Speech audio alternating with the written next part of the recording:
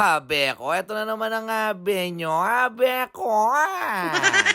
Habang nagbabasa nga si Abe nyo, ako naman ito, nire-ready ko na yung pagkain namin. Abe ko, kumuha nga na ako ng kanin. Abe ko, tapos sinunod ko na rin yung ulam. Abe ko. Ang ulam nga namin pala ngayon ay walang kamatayan na adobo. Abe ko, panin namong manok. Anang abe nyo. Abe ko. Dahil nga kaming dalawa lang ang naiiwan sa bahay. Abe ko, si mami niya nasa trabaho. Abe ko. Eto na nga, nilapag ko na nga sa mesa isa-isa. Sabi ko, kaso muntikan nang nayugse yung aslam na may kasamang sili. Habi ko. Dahil si Abe nyo hindi siya marunong maggamat, ayan na nga, niready ko na rin yung kutsara niya. Habi ko. Siyempre, bago kumain, huwag kalimutan magdasal. Habi ko, yan nga pala yung lagi kong tinuturo kay Abe nyo. Habi ko.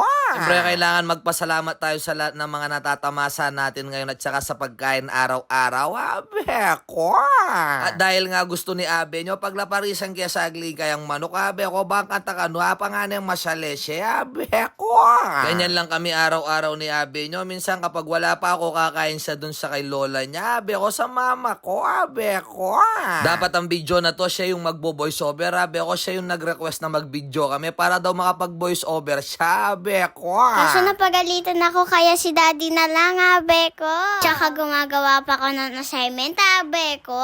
O, narinig nyo naman, abe ko, si Abe nyo, Tagalog siya dahil hindi siya masyadong marunong magkapampangan, abe ko. At dahil nga kulang tayo sa tubig, abe ko, yan na nga siya na nga yung laging kumukuha ng tubig, nilalagay niya sa mesa namin, abe ko, para daw palagi akong uminom ng tubig. Ayaw na daw niya ako magkasakit, abe ko. Ayan nga, abe ko, dahil tapos na tayong kumain, iinumin na natin yung 3 months natin maintenance na gamot, abe ko. Para matunaw yung bato natin sa kidney, abe ko, yan ang napapala ng kulang sa tubig, abe ko. Ang pokeng mapamangan babi, taba, ang pambaka, abe ko, sebu-sebu, abe ko. Dahil nga hindi na maubos ni Abe nyo yung pagkain, ayan na nga, sinimot ko na nga kahit buto-buto pa, abe ko, wala talagang matitira, kaya kawawa talaga yung pusa, abe ko. Pagkatapos na nga namin kumain, ayan na nga, nilagay ko na yung adobo sa isang lalagyan para minsan na lang at mahugasan na rin yung kawali, abe ko. Tingnan nyo mas si Abe nyo, gusto niya siya na lang magugas ng plato, kaso hindi pa niya kaya, abe ko, baka balbal, no? Para biggan, abe ko. Kaya ang ginawa ko, ako na lang, tapos pinatapong ko na lang yung buto-buto dun sa labas para makain na ng pusa, abe ko. Kaya si Abe nyo takot sa akin yan, abe ko, kahit nakikita nyo yung spoil the video yan, pero sa personal talagang kapag napagalitan yan, natatakot, abe ko. Hindi pwedeng hindi sa susunod, abe ko. Kasi mostly sa mga bata ngayon, abe ko, hindi na sila napapalo or hindi na natatakot sa mga magulang nila, abe ko, dahil bawal na silang paluin, abe ko, pero sa akin hindi, abe ko.